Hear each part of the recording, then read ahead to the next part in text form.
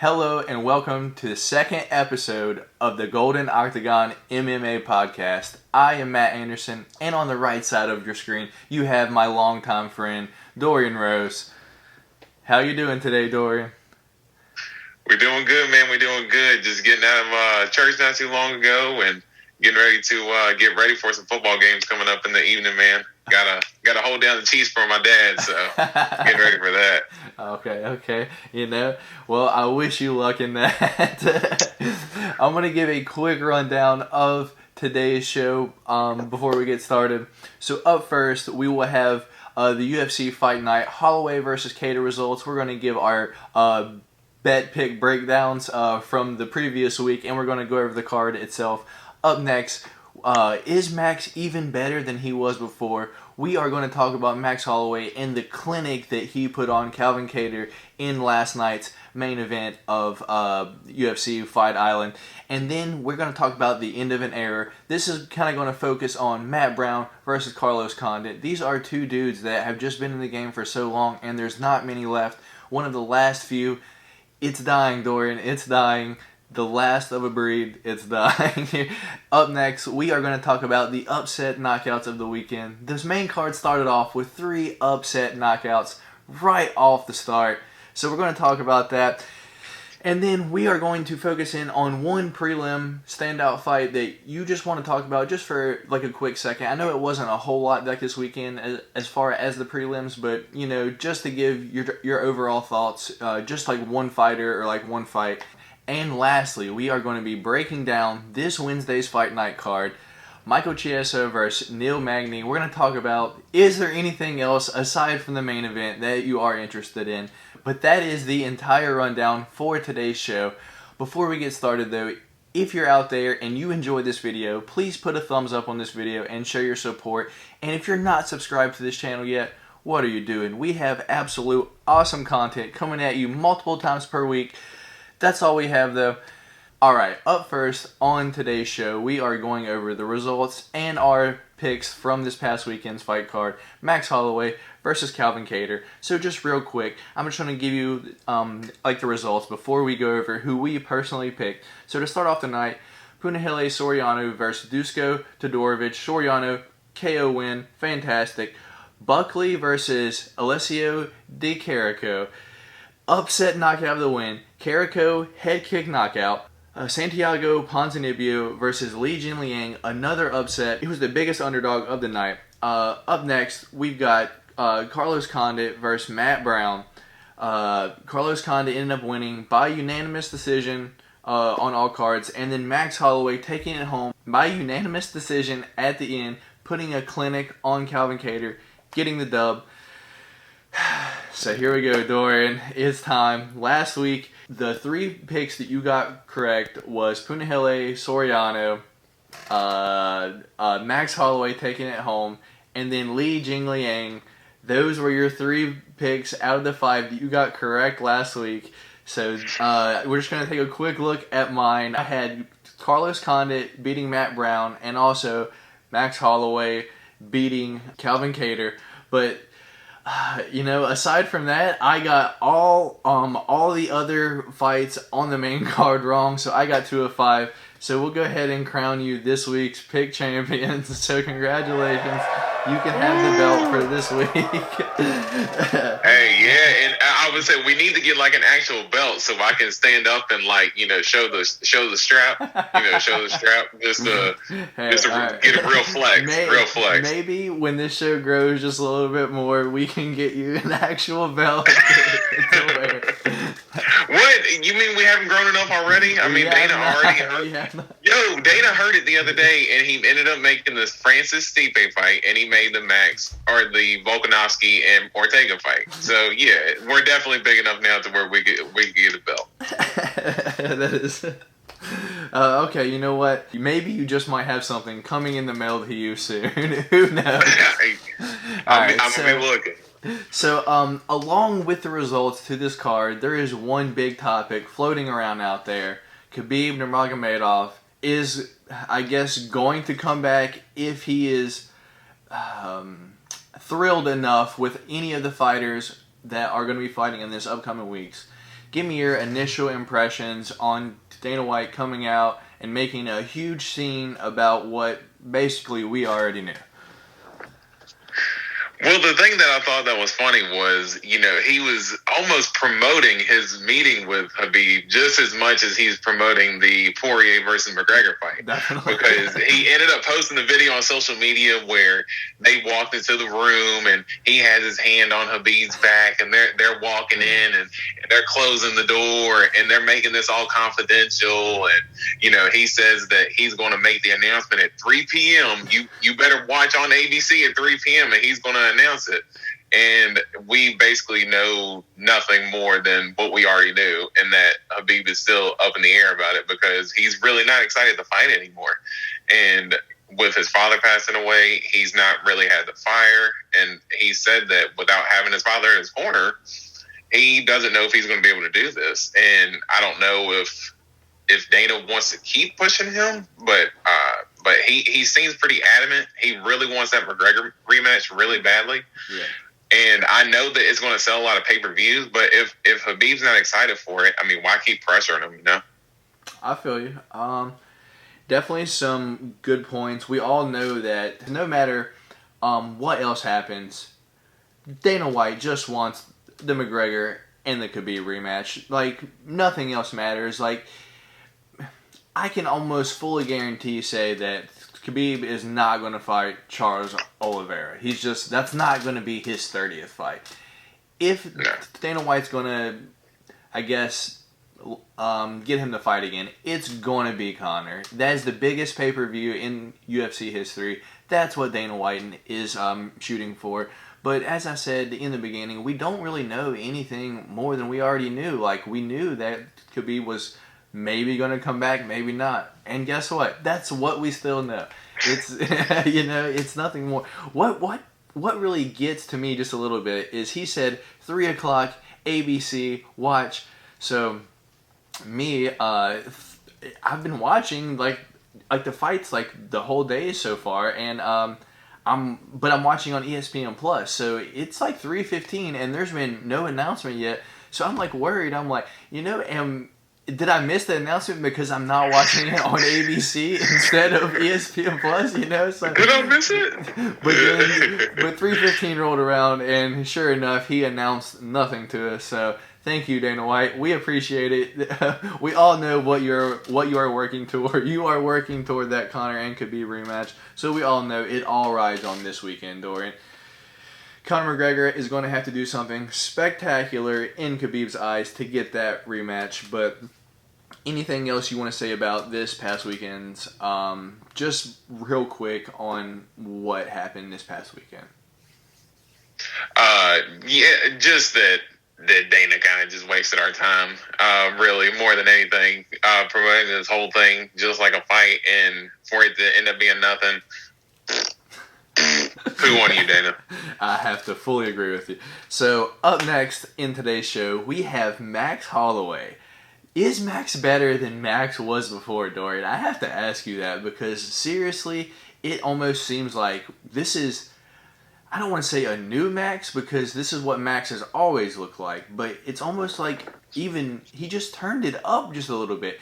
Usually, Max comes out a little slow in the first 2 rounds or so, and then turns it up getting close to the end, which he had to change up in the second Volkanovski fight. He had to come on strong at first. He dropped Volkanovski twice, but then he faded toward the end, and that's where Volkanovski took over. Like, Volkanovski used his, I guess, wherever he is acquiring his wrestling from, his rugby background, taking people down. I have no clue, but I guess his wrestling was able to nullify Max's output in round 3 through 5. But in this one, Dorian, I just want to point out one key factor. Max came out as he did in the Volkanovski rematch, but it seemed he didn't fade more. And when round 3 through 5 came, it was almost like he had like a whole different gear that we haven't even seen before. He turned it up even more, put the pressure on even more. What do you have to say about the spectacular performance that Max Holloway put on Calvin Kattar last night's show? I mean, man, he just looked absolutely amazing, dude. And yeah, I would have to say he's probably the best that he's ever been. And his game is evolving. And I know in the last fight with Volkanovski, you know, he came out with a little bit more fire. But in this one, he just was from the very jump, just aggressive, just throwing that looping left hook to the body, just kept digging him with that. And one of the things that I noticed was that I know that Dan Hardy and Cormier was calling it the oblique kick, but he had this one sweeping leg kick, and it was a new development. It was like when he would stand in orthodox position, he would switch his hips, throw his right leg, and kind of sweep his foot on Calvin Kattar's thigh. And not that it was doing the most damage, but the judges are seeing that, and it's effective. Mm-hmm. And it's just the diversity of his striking was what was really on display because, you know, Calvin is more boxing based, but he's got decent kicks. He's got some pretty decent leg kicks. He was throwing some early in the fight, trying to get Max off his game and trying to get Max to maybe turn off the pressure that he was putting on him. But Max, just the diversity with his strikes, man, just the leg kicks that he was throwing, the hooks to the body, then going upstairs, throwing the uppercuts. And then I know at the end of the second round, he ended up throwing the head kick and rocking him and almost finished him at that point too. And to be completely honest, this fight probably should have been stopped in the fourth round. He was slashing him with elbows on the fence, dude. And it was absolutely brutal. Like, he just kept going to the well with it. And I was really surprised that Herb Dean really let the fight keep going at that point because he looked absolutely defenseless. He was throwing a few shots, but he wasn't defending himself from getting absolutely slaughtered in the way that he was. So, yeah, Max really does look better than what he's ever been before. And I believe he actually broke his own record for the most significant strikes landed in the fight. So, yeah, he's definitely at this point the best he's ever been. I believe well over 300, if not even 400 strikes landed, 600, maybe even 700 thrown. Max Holloway put on a clinic this past weekend. I'm going to go over a few of my notes from the fight because I just took a few notes every fight, you know, just to have something to just look back to as we're talking. I just want to go over just my round-by-round notes. Just round one says, sheesh, Max pedal to the floor, throwing combos. Calvin Kattar is just standing there waiting. That is what I have for round one.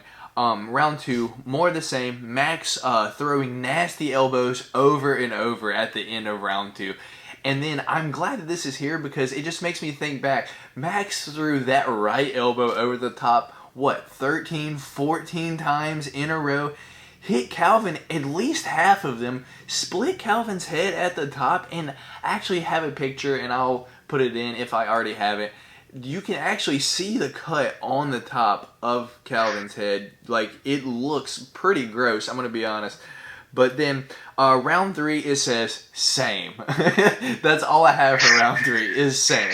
Round four, I have, looks like Max turned it up even more. And then round five, I have Max, oh my god, Max is putting on performance of the year. He's talking to DC and he's talking to DC while Calvin is throwing combos and he's dodging, not even looking. He is on another level. That is my rounds.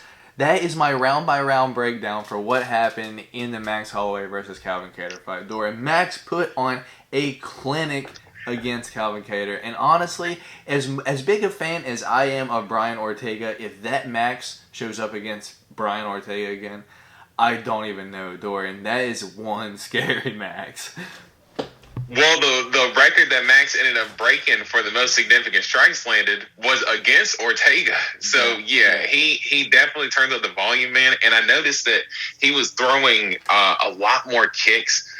He was throwing that spinning back kick to the body, man. And he threw that in the second round as well, about 2 or 3 different occasions, and landed each time that he threw it at Calvin. And Calvin just wasn't ready for the diverse the diversity within his striking. And the viral moment in the 5th round, man, when he's literally yelling at Calvin Kattar, telling him he's the best boxer in the UFC, and is looking off to the side, talking to DC and telling him this, and still evading the punches as Calvin's walking forward and trying to take his head off while he's talking to the commentator. So that was a viral moment, and that was a spectacular performance from Max Holloway.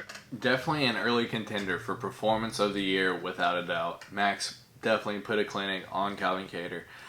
So up next, Dorian, we are going to be talking about the end of an era, Matt Brown versus Carlos Condit. These are two fighters that had been fighting for so long. They are definitely at the end of their careers. They both have well over 40 fights. Carlos Condit ended up beating Matt Brown by unanimous decision at the end of the day. What are your thoughts on this fight, Dorian? I was actually surprised at the way that Carlos Condit came out, because I know some of the predictions that I had going into the fight was that he hasn't had too much fire in his last few fights, and he actually came out and looked like he was ready to roll from the jump. And he got taken down in the first round, but he was doing very well with throwing strikes off his back. And I think that's what actually made the judges give him the first round. I thought, in my opinion, that Matt Brown had actually won the first round. I know he got a 30-27 on the scorecard, and I think Matt Brown is pretty upset after the fact that he got, basically blanked. But I thought that Matt Brown won the first round, but I think the judges possibly gave it to Condit because even when Matt Brown was controlling him, Condit was throwing a bunch of elbows and a bunch of punches and was staying busy even on his back. And then after the first round, I don't think Matt Brown landed another takedown. I don't believe. I know they ended up in a transition on the ground, but I believe that Condit was the one who initiated the takedown. And then Matt Brown actually reversed the position, but he actually, he looked very good on the ground, standing his ground. And I know that after the fight that I listened to Dana's post-fight press conference, and, he was very adamant about wanting to keep Carlos Condit around. So I think that, he's probably going to re-sign with the UFC.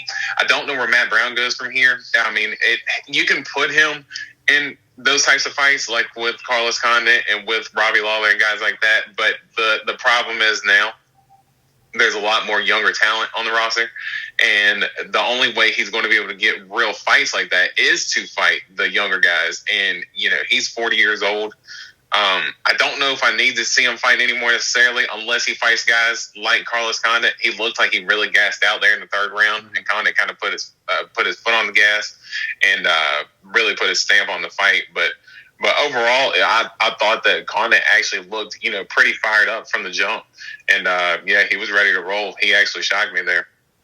So your final thoughts on this is not the end of an era yet. Carlos Condit still has gas left in the tank. Matt Brown, on the other hand, you don't want to see him fighting these up-and-comer fights. You just want to see him fight the Robbie Lawlers, the Diego Sanchez's, just the people more of his age in their late 30s at the end of their career. But you want to see Carlos Condit. You believe he still has some left in the tank. Well, I want to be a little cautious with that because I don't want to throw Carlos Condit in there with the young guys either, because, let's not forget that he was on, I believe it was his 5-fight losing streak going into the Court McGee fight before he got that win against him last year. So he does seem a little more fired up. I kind of want to see him in similar fights as well against people more of his age. Those throwback type fighters, they can stand him and Robbie Lawler. We would love to see a rematch between those guys. A lot of people think Condit won that fight. So, you can maybe make matchups like that with both of them. I think Matt Brown, on the other hand, he looked a little bit older in the third round. He definitely gassed out. So I don't know if I need to see Matt Brown necessarily fight anymore. But for Condit, I think you can kind of put him in those older fights. I think you could do the same thing with Matt Brown, but I think the thing with Matt Brown is, he's already kind of fought a lot of those guys. He already fought Diego Sanchez. He's already fought Robbie Lawler and guys like that. And I think there's not going to be too many of those matchups available for him at the age that he's at. And I would actually rather see him possibly step away if he does. But I think if he resigns, try to put him in older fights. I would kind of prefer that more with Carlos Condit as well, because I don't want to see those guys. You love to see these guys kind of exit the game gracefully, and that's what I kind of want for both of those guys as well, to be able to leave the game not getting knocked out in their last fight and looking brutal. Fair enough. One final note on that fight. Did you see the takedown that Carlos Condit had in round 2 where he just ran up and hit him with what I like to call the Zabit takedown from UFC 4. I do that to people all the time. That's my favorite takedown because there's like, you don't see it coming, That's my favorite takedown. He hit him with the sweet takedown.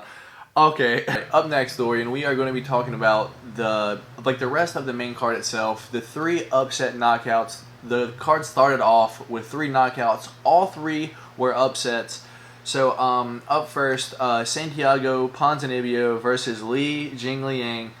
This was the biggest upset of the card. In my other fight bet picks breakdown, I did end up switching over to Li Jingliang, and I did have a straight bet on him and a parlay bet on him. I cashed in on both of those. I had him, Max, and Carlos all in a parlay, so I did cash in. But we're going to talk about that fight just off the top real quick. What are your thoughts on the Santiago Ponzinibbio versus Li Jingliang upset knockout, or just the fight itself? I thought that Ponzinibbio coming out, sort of, and that's why I predicted Li Jingliang to win, was because he did look rusty coming out. I thought that he did have a good jab and good leg kicks as well. That's something that he's always had in his arsenal, that he's been good at throwing, but he did look like it was taking him a second to get his feet going. And I know that Li Jingliang, he kept having his hands moving. His hands were moving constantly, whether he was throwing punches or whether he was just standing there in place. His hands were constantly moving and going, and Santiago Ponzinibbio didn't know what was coming at him. And, he was real ferocious with that right jab and then the loop and left hook. And that's exactly what he used to set him up with for the finish. And it was a shot that it looked like Ponzinibbio didn't see, because when Lee throws the right hand, Santiago Ponzinibbio's arms comes up like this, and then the left comes over or underneath it and catches him. And I don't think that Ponzinibbio seen that shot coming, and that's what ended up dropping him. But it was a beautiful shot from Lee, and a great performance overall by him. Definitely. I was gonna say, like, when you said that, like, he was like his hands are moving a whole lot. I also noticed that earlier on the prelim card too, with Wu Yaonan, I believe her name is. Like, these Chinese fighters are constantly moving. Like, you don't ever know when the shot's actually gonna come until it's too late. So, like, I will say one thing that I did take away from the Ponzinibbio fight versus Jingliang is Ponzinibbio just looked like his timing just wasn't there. Like the knockout shot that got him, they both threw a right straight at the right time. Like, at the exact same time, they both threw a right straight that missed. And then Ponzinibbio just went to back out, but at that exact point, that's when Lee threw his left hook as he was backing out and hit Ponzinibbio right on the chin. Instant KO, knocked him out right away. So that was a super clean left hook. Just a counter just to someone that just hasn't been there for the past 2 years, dealing with a whole bunch of injuries. I do believe that Ponzinibbio will be back. I don't believe this is what he is going to look like from this point on. I just think Li Jingliang caught him. He was cold. He wasn't there. He wasn't back 100% training the way that he should have been for the past 2 years. Yeah, I definitely thought that was going to be a problem, and I know I made the joke last week about, he hasn't fought since the UFC was with Fox, yeah. And that was I know I made that joke last week, but it really has been a long time, and Li Jingliang, that dude, he's tough, man, and he definitely goes for it, and that's a tough first fight to come back from after being off for 2 years due to numerous injuries and things like that. I believe that Ponzinibbio will be back. He just got caught with a perfect shot, and he got his life put out, man. Definitely. All right, moving into a fight that we both got wrong this weekend: Joaquin Buckley versus Alexio Di Chirico. DeCarico caught Buckley with a head kick as Buckley was blocking the body. It almost looked like he was going to duck it at the same time as he was blocking his body, but caught him just on the top of the head. KO for Alexio DeCarico over Joaquin Buckley. Give me your thoughts on the fight. Yeah, it makes you. I was kind of rooting for Buckley going into it, so it does kind of make me feel bad, seeing him get brutalized like that. Because I'm really wanting to see this James Krause fight, so I think coming off a win, it really could have set something up big. That doesn't mean it still can't happen, and I'm not too worried about Buckley's future. I just think he really just got caught with a good shot from Alessio. It was just a good kick. I think one of the things that I noticed with Buckley was that he kind of does like the Mike Tyson dip. So he's always, kind of dipping and weaving. But the difference with boxing is, you're only throwing your hands. So you can slip the punches a little bit easier. When you're doing that dipping and ducking, someone's going to throw a kick and they're going to come up and catch you. And that was one of the things that I noticed with the knockout was that he was, dipping and bobbing a lot. And that's when Alessio was throwing a lot of leg kicks. And then he was throwing body kicks, mixing it up real well. And the first head kick he threw, he landed and absolutely put his lights out. Yeah, that's basically all of the notes that I had for this fight. For this fart. That's all it was a fart from Buckley's performance. That's what it was. He laid a fart, man. No, and I don't want to say that either because Alessio did have a good performance, but yeah, it was definitely a fart of a performance for Buckley. But like the notes that I did have was DeCarico coming out, body kick, and then at the end I just have Buckley went to block body, head kick over the top, instant KO, big upset. Alexio DeCarico with the upset head kick of the weekend. Not much else to say besides I think Joaquin Buckley may have been drinking too much of his own juice, just a little bit. He was going in there at the weigh-ins. He got up right in like dude's face, in his grill. He wasn't scared of anything, and I think that may have been his downfall, was just a little bit, was just not respecting the tools that Alexio DeCarico had. Yeah, I definitely agree. And I know that when they were doing the face-offs with the weigh-ins, that Buckley, when he got up in his face, I believe it was John Anik that said that one of the things that Buckley was telling Alessio was, you better be scared of me. You better be scared of me. So I do agree with you that I think he was drinking a little bit too much of his own Kool-Aid and kind of falling in love with being the scary knockout artist guy. But I also believe that he'll bounce back. He did get caught with a good shot, but that's the sport. It happens to the best of the guys. So I don't think this by any means, just derails his whole career, but it's definitely a setback from the trajectory that he was on. But by all means, he's definitely still, a prospect to watch out for. And lastly, the fight that started off the main card, upset of the night. You predicted it. I predicted it on my post-weigh-in show.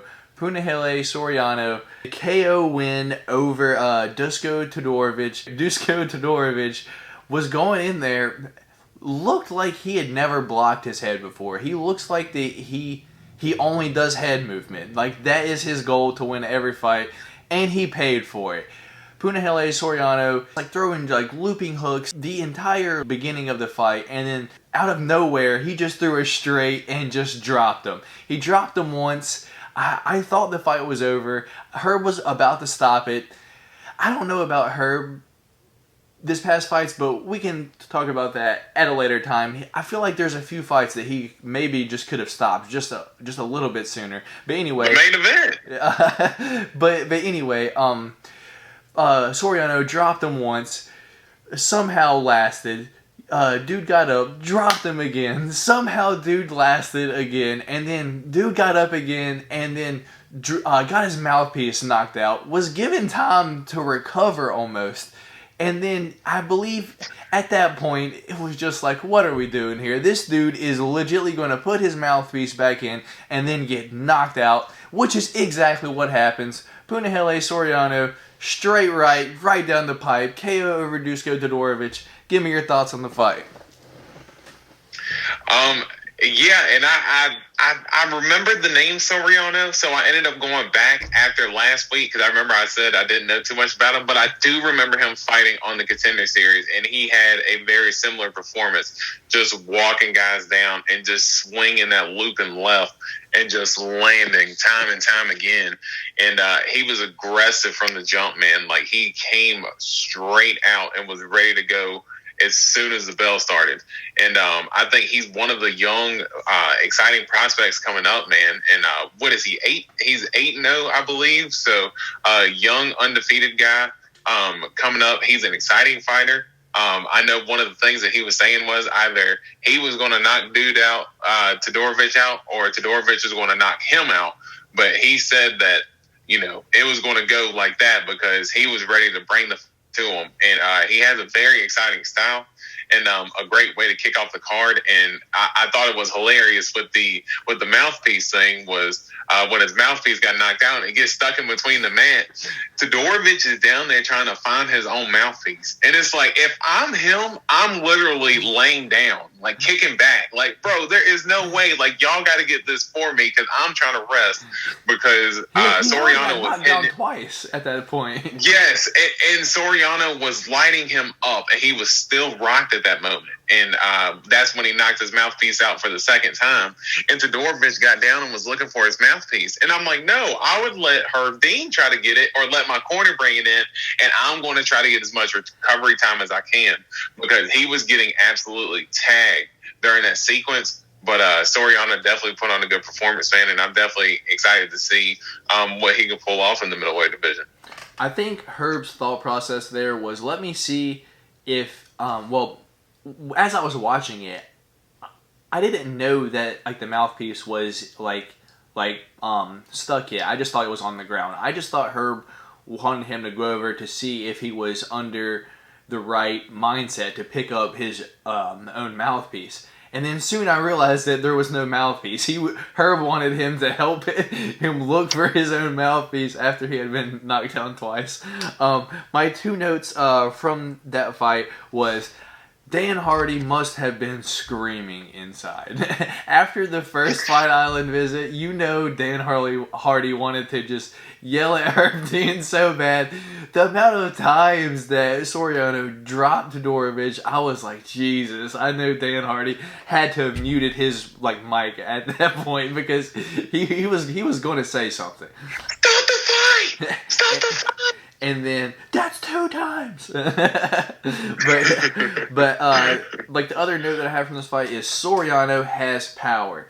At the weigh-in, I don't know if you saw it on my bet preview, when this dude flexed, this dude's back is massive. This dude has power, dude. But that is all that I have on the Soriano versus Todorovic fight. Soriano, KO win, upset. You predicted it. Anything else for the main card of these fights, Dorian? Really just, of course, the takeaway, just Max Holloway, man. I'm sending that clip to where he's talking to DC and evading the punches at the same time. I've been sending that to everybody and just talking about how much of a gangster he is. But it was actually a very good fight card overall. The Carlos and Matt Brown fight was a little bit slower, but it was an old man fight, so what can you do? Other than that, great card overall. Cool. All right, moving right along then, we are going to talk about one prelim fighter or fight that just stood out to you. I'll let you go first. Who is your fighter or fight that you want to key in on from this past weekend's prelim card? So I know that the prelims weren't as exciting as most people were kind of wanting them to be. Mm-hmm. But one of the fights, and it actually should have been fight of the night, was Justin Tafa versus Carlos Felipe. Okay. And, man, I believe that fight, it went to a split decision. I believe it should have been a draw. That's how close that fight was. The first round, Tafa was looking really good, throwing a lot of body work. Felipe was a little bit more hesitant. It looked like he was trying to get his get his groove. He was definitely a slow start there in the first round, but then in the second round he turned it up and was doing, oh my goodness, throwing amazing hooks to the body and just crushing Tafa with those body hooks. And Tafa was doing the same thing to him. He was throwing really good leg kicks. He was coming up with that left uppercut and was cracking Felipe with it. But in the second round, Felipe really turned it up, throwing a lot of body work, throwing looping hooks to the head.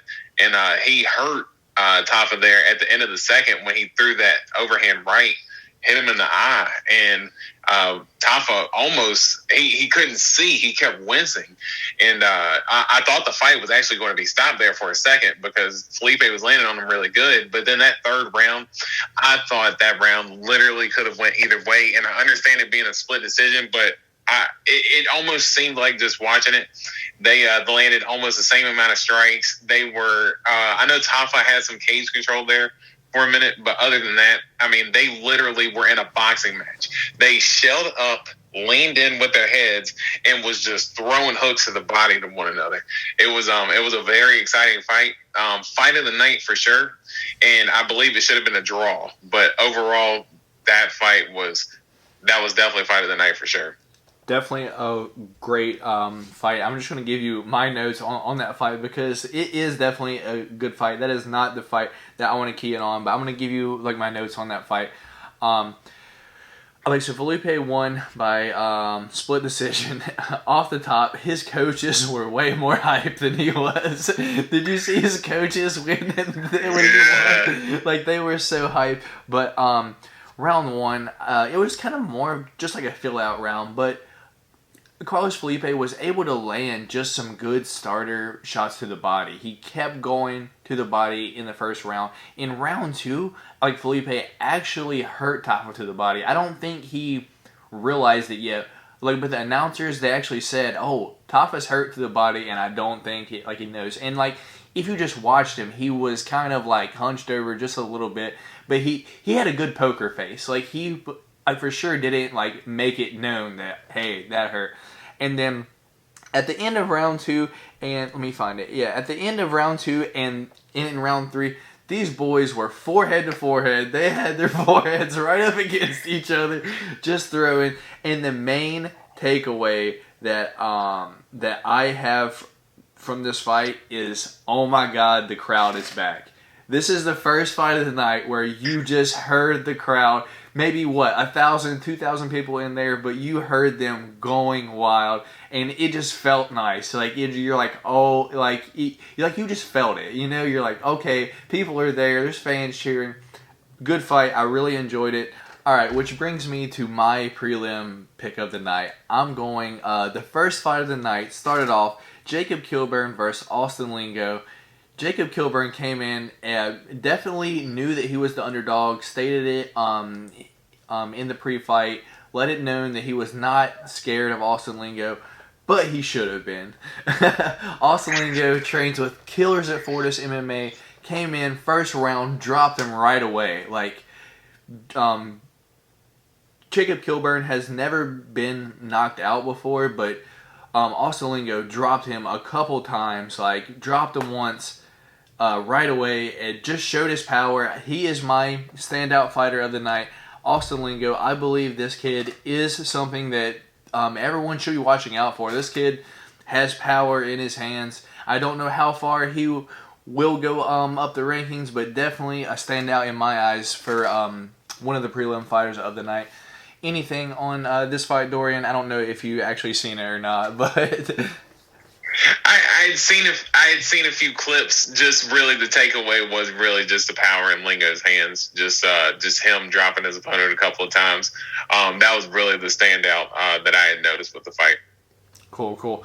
Okay, which brings us to our last topic of the week. We are going to be breaking down and making our pick for this Wednesday's fight card, Michael Chiesa versus Neil Magny.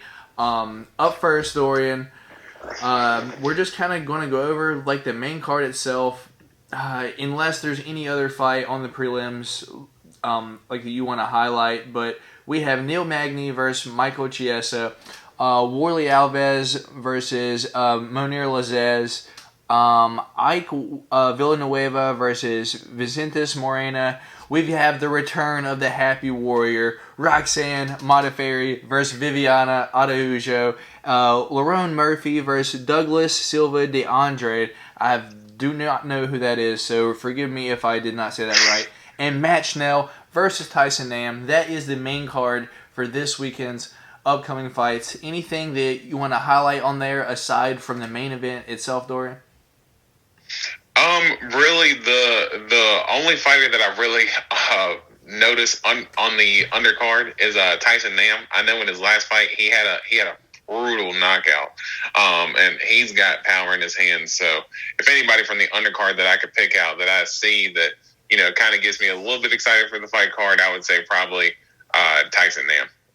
Tyson Nam, number 13 ranked flyweight, going up against number 9 Matt Schnell ranked flyweight. Definitely going to be a good fight. The flyweights for me, it's like one of the other. It's like they don't have enough power to knock the other one out, or they cut down so much weight where they get knocked down super easily. Like it's like that thin line at the flyweight division. Super exciting. Everyone hates on the flyweight division, but it is a division that is on the growth. Like there's tons of new guys coming in. They have personalities. It is a division on the up and up. I'm interested in this fight as well, Dorian. A fight that stands out for me personally. I am going Happy Warrior Roxanne Modafferi versus Viviana Araujo. Outside of the main event, this is the only fighter that just has that name factor. Everyone that has been watching MMA for a while knows Roxanne Modafferi, the Happy Warrior. Sometimes I feel bad for her. Sometimes she just looks like she doesn't belong in there. But here recently, she has made a turn. Her past few fights, she has shown some striking improvements.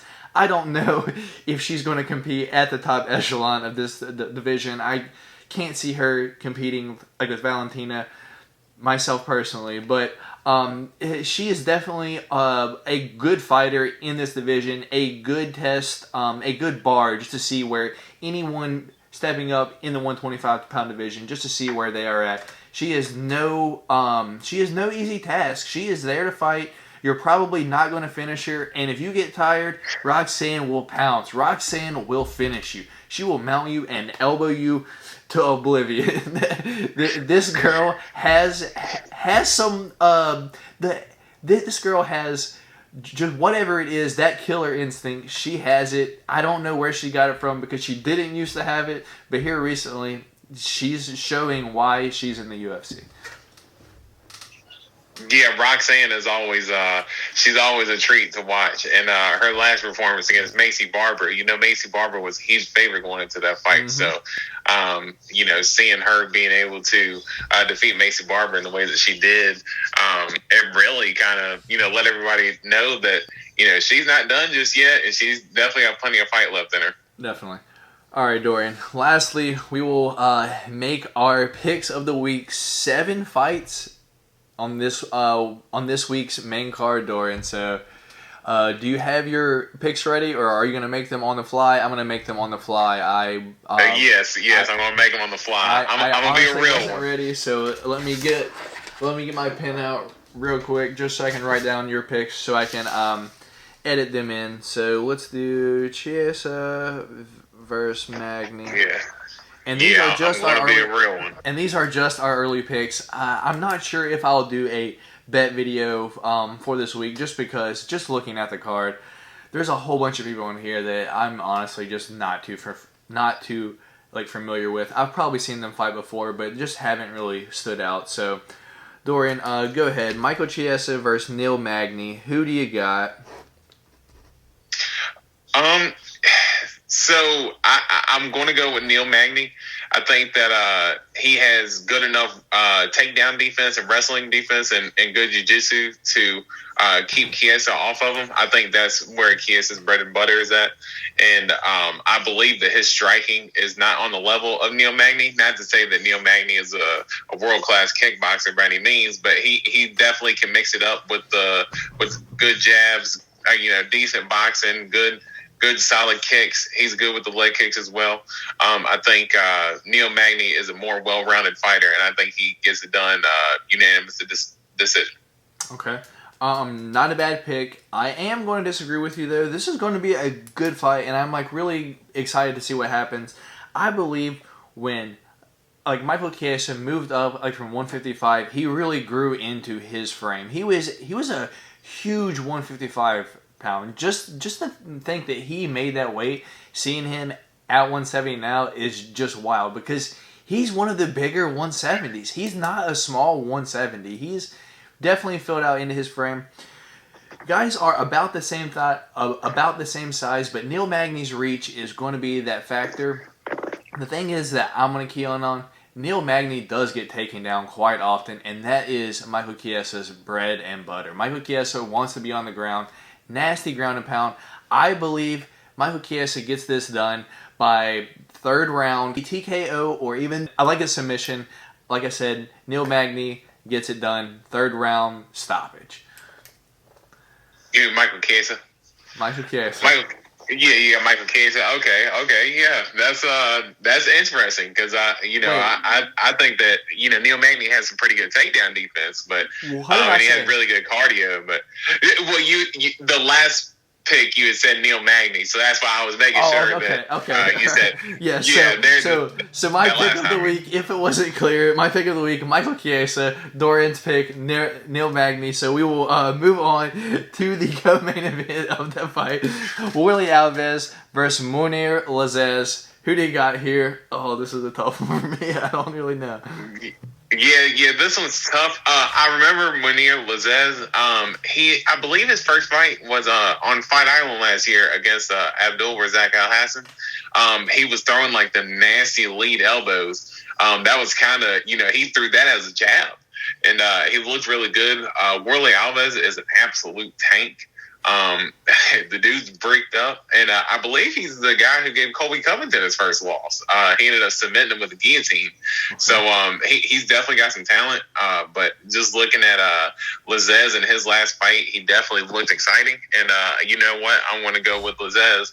I want to go with a second round knockout. I believe that he's going to be able to get the job done. All right, let me write this down. I do believe that Mounir Lazzez will probably get this done. Warlley Alves been in the game just a little bit longer, but as you said, did give Colby Covington his first loss. I believe also gave Kamaru Usman his only loss as well, right? I don't believe it was. I don't think it was Warlley Alves. Both lost to the same person. They fought similar opponents, but I believe Usman defeated Warlley Alves. Okay. It was a common opponent that Kamaru Usman first lost. Colby Covington had defeated that opponent. Okay. I don't believe it was Warlley Alves. I know it's like Kamaru Usman fought him, but I'm pretty sure Usman beat him. Anyway, definitely been in the game for a while. I believe that is going to take into a factor. Definitely took some damage. I'm going Mounir Lazzez as well. So we will move right along. Ike Villanueva versus Vicentes Morena. I believe that's how you say it. Who do you got here, Dorian? Another fight that I'm not gonna lie, not too familiar with the fighters in here.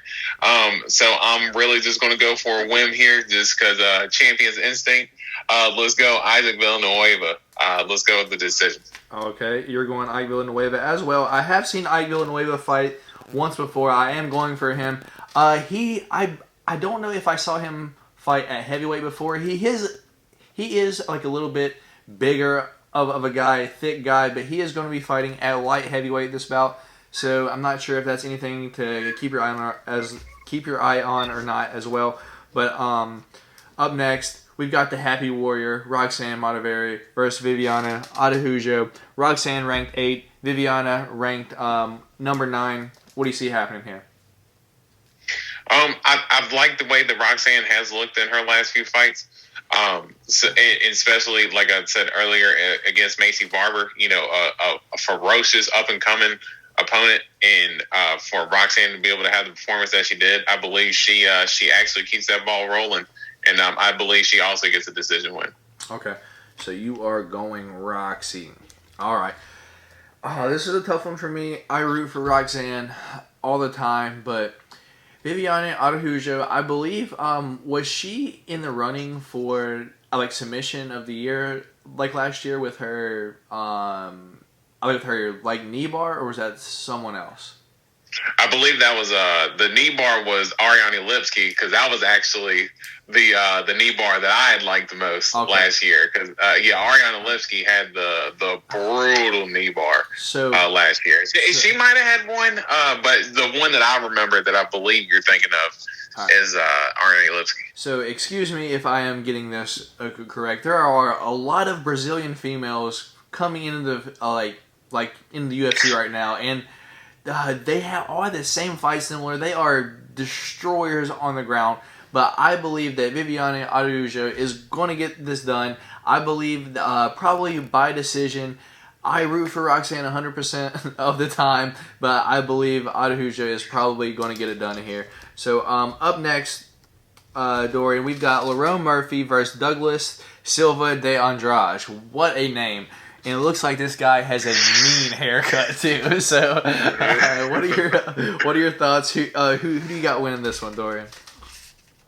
Yeah, so I've seen Douglas de Silva Andrade fight before. I haven't seen Lerone Murphy, but I am a subscriber on the Full Reptile YouTube page, and I know that they've been putting a lot of hype behind Lerone Murphy. Saying that he's going to be one of the better featherweights in the division. Talking about how well his striking is and things of that nature. If I'm going to go with the hype train, I'm going to go ahead and go with Lerone Murphy. Let's go second round knockout. All right, you're going Murphy. Personally, I like De Silva's haircut, so I'm going Douglas De Silva is going to win this. This dude's got a mean mullet in this picture. Hopefully he has this fight night, because the photo that I'm looking at, this thing is legit. This thing is nice. One day I aspire. Maybe I can have a mullet like this guy. I am going Silva de Andrade. That is who I'm taking. Which brings us to our last fight of the night. Matt Schnell, Tyson Nam. 125-pound fight, Dorian. Who do you got here? Let's go Tyson Nam. Like I said, I've seen Matt Schnell fight before. He's more of like a balanced fighter. Tyson Nam is a brawler. The dude absolutely goes for it every time. Let's go Tyson Nam. Let's go with a first round knockout. All right, Dorian going Tyson Nam. Me as well. I will be going Tyson Nam as well. I believe that he just has the tools to get Matt Schnell out of there. I believe that he will get Matt Schnell out of there before the end of the second round. Matt Schnell's got power, and like I said in the beginning, Tyson Nam has power, and like I said in the beginning, these 125-pound divisions, they do cut a lot of weight, so their chin sometimes is a little bit weakened. I believe Tyson Nam has the power to get Matt Schnell out of there. I'm going Tyson Nam by knockout, at least by the end of the second round. So just a last quick rundown. You got Neil Magny, Munir Lazzez, Ike Villanueva. You're going Roxy. You're going Lerone Murphy, and then you're going Tyson Nam. Those are your picks for the week. All right, I'm going to go Michael Chiesa, Munir Lazzez, Ike Villanueva as well. I'm going Vivi Araújo instead of Roxanne.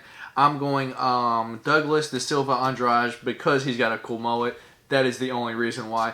And then lastly, I will also be going for Tyson Nam.